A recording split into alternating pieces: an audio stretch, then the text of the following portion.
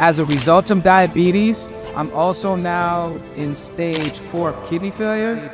When I was in 6th grade, my eyes were opened, like truly opened. I met my friend Riley Blake. Riley Blake wore a computer device around his neck that only had 6 large buttons on top. He also carried a large white stick, and he never looked at me in the eyes. My friend Riley was visually impaired. Riley could not see out of his eyes. Riley taught me a lot that year. He taught me how to see more clearly the joy of throwing a ball at a target as we played dodgeball and I helped him throw at the opponent's team. He taught me how to see more clearly the value of friendship as he took my elbow and we walked together around the playground talking and laughing together during recess.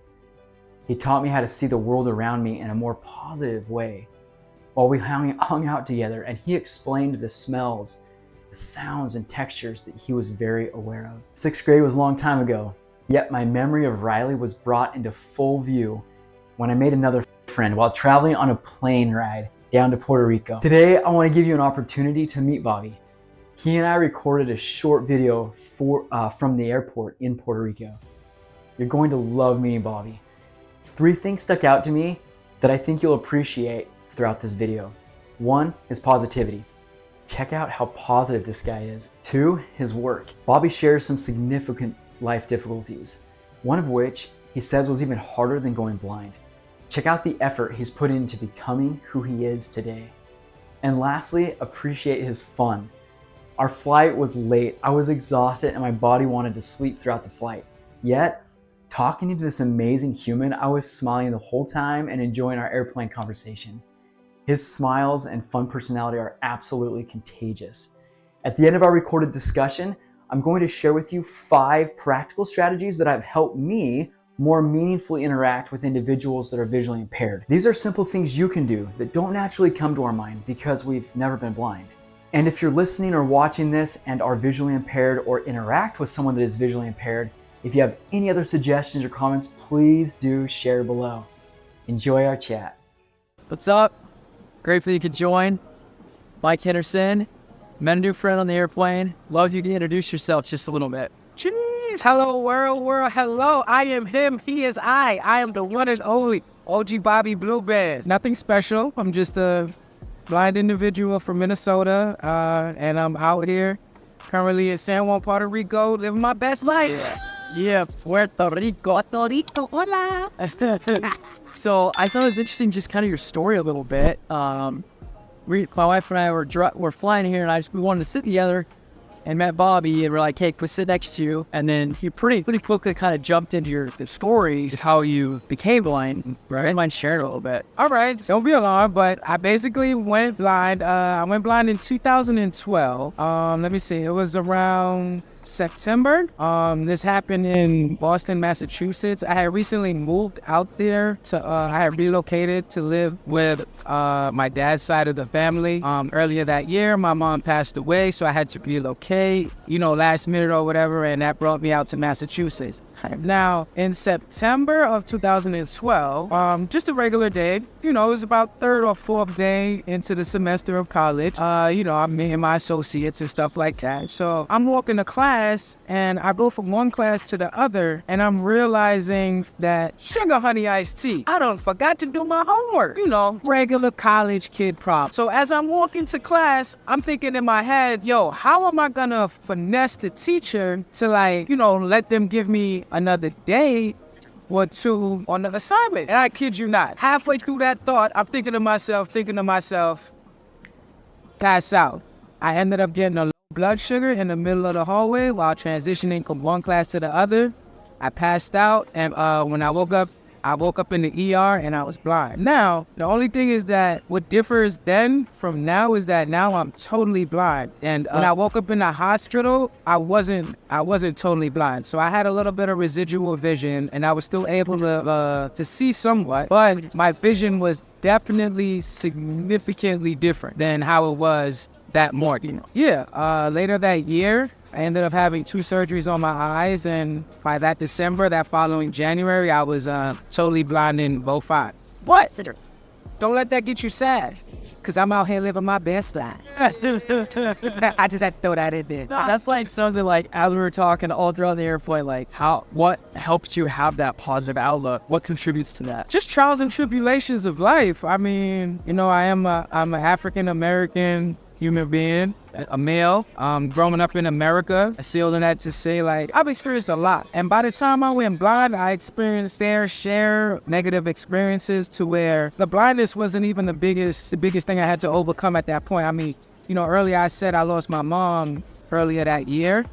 And to be honest with you, my mom was like my pride, rock, and joy. So by the time I lost her in January, by the time I lost my eyesight later that year, it didn't feel like I was losing anything more than what I lost earlier that year. I guess just feeling like by the time I lost my mom and me just feeling like I lost the world at that point, it was so easy for me to, not even say easy, but it wasn't as hard for me to overcome going blind, because it was just like, all right, well, here's something else I have to overcome. Have you been able to learn anything more about yourself or about life by being blind? You know what I have learned? That in life, everything is only as hard as you make, and things will only get as easy as they're gonna get when you start to put the work. Yes. What I mean by that is, like, y'all see me here now, y'all might think like, oh my God, like, look at him. Life is blind. Like, life is hard for him. It's because I'm blind or whatever the case is. But I'm gonna tell you this, in comparison to who I was when I was sighted, let's see. In 2012, I've overcame and I've accomplished the most I've had in my 10 to 12 years being blind. It's been the 21 years I had being alive and being sighted prior to going blind. I'm now out there. I live by myself. I'm able to sustain and maintain. I'm able to go to work. I'm able to go to school. I have a double bachelor's degree. Like, you know what I mean? I'm not even trying to flex right now, but it's like, stop. I'm trying to just flex, show to the world, like, me being blind and doing everything that I'm telling you I'm doing is only gonna be as hard as you would think it is. Because if you let me tell a story, it's just another day in the life of, you know what I mean? So just go, just get out, put your heart to it, and do what you do. Make it happen, Captain. You do it. Do you have any advice for individuals out there that diabetes is rough, thinking about controls may be difficult, and any words of encouragement, or, you know what? Ideas for them? As far as like words of encouragement, take this from somebody who has gone blind due to having diabetes for so long. You know, when I say the next thing that I'm going to say, I would just like for people to take into account that, you know, I've been dealt really, really bad cards from diabetes. So when I say this, I really mean it wholeheartedly. But for all my diabetics out there, for all my pre-diabetics out there, for all the people out there who got diabetes who don't even know it, once you guys find out that you're a diabetic, whether it be 1, 2, 3.5, whatever the diagnosis is, please take it from me. It is very important to take care of your diabetes, whatever that means to you. Because I know everybody's diabetes is going to be different from one another. But whatever taking care of your diabetes means to you, whatever it means to your care team, whatever you're advised by your care team, whatever you know is the right thing to do, don't be afraid to do it. Because you don't take care of your diabetes, the other sad reality to this shit is, it's gonna take care of you. Pardon my language, but I just had to kick it in a realistic way like that. Like, and you take care of the diabetes, or it will take care of you. And when I say it's gonna take care of you, I don't mean in a good way. It's going to take care of you in the worst way possible. So, you know, with all of that being said, like I said, to all my diabetics out there, to all my pre-diabetics, to all the people who aren't diabetic, you aren't aware that they have diabetes, whatever it is, when it comes to diabetes, please take care of it, because it will take care of you. And on that note, I got the picture. Isn't Bobby an amazing human? I hope you've been inspired by him. Before I interacted with someone that was visually impaired, I would have wanted to know some things. I'll share 5 quick and easy strategies for assisting an individual that is blind. My goal is for the other person to feel as comfortable and respected as possible. Here's how I like to remember these 5 strategies. Cane, dog, eyes, voice. First thing, they have a cane. Something I've picked up on having a few friends that are visually impaired is they are extremely capable and appreciate when that is respected. I don't think people like to be patronized or feel like they're incapable. Individuals with visual impairment are no exception. When you see their cane, recognize they have many skills and ask before helping. If they want help, they'll accept it. Be okay with them not accepting. Do you feel you always need help? Not usually, right? That could be how they feel too, yet it doesn't hurt to offer. It was actually a super special experience for me when we got out of the airplane. I'd helped get his luggage and we were walking up the boarding bridge, and I stuck out my right arm, touching his left arm, and said, "Would you like my arm?" He gratefully accepted, and I was immediately reminded of being with my friend Riley back in 6th grade. It was very connecting and special moment for me. Next, dog. When you recognize someone is visually impaired, remember seeing eye dogs. Some dogs have big teeth and don't like to be petted. That's to remind you that just because a person has a new stick or a dog, that doesn't mean you can touch it. Their personal items are literally their eyes. They interact with their world around them more effectively with the cane or seeing eye dog. Remember to respect their personal space. Eyes. When you look at the eyes of someone that is visually impaired, remember, they can't use their eyes, so they use their other senses and live in that realm with them.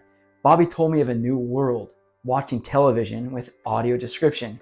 He even told me he picks up on huge clues on the Marvel videos where audio description shares important details that those just watching may never pick up. Apparently some really into those videos both watch and turn on audio description, the best of both worlds. The last two things are some of the most helpful. Eyes. Now think of your eyes. Allow them into your world if they are interested. Ask yourself the question, what would I want to know if I had my eyes closed right now? Some things that came to my mind with Bobby. He said he was going to use the bathroom. I was able to tell him that someone was in it when it was open, and then suddenly someone beat him to it. Then when it was open again. I was also able to tell him of a super funny scenario of some Puerto Rico ladies flirting with a steward that looked as muscular as the Incredible Hulk. We had a great laugh about that. Lastly, voice. When you meet someone with a vision impairment, use your voice. Always introduce yourself, even if you think the other person might recognize your voice. When entering or leaving a room, let them know so they're aware of who is present. If this video has been helpful, please show us by your thumbs up. We'd love for you to be a part of our community where we help individuals live their best life possible. The goal here is to reverse type 2 diabetes so we don't have the side effects and complications of this wretched disease. If you know of anyone that could benefit from this video, please feel free to share it with them. Until next time.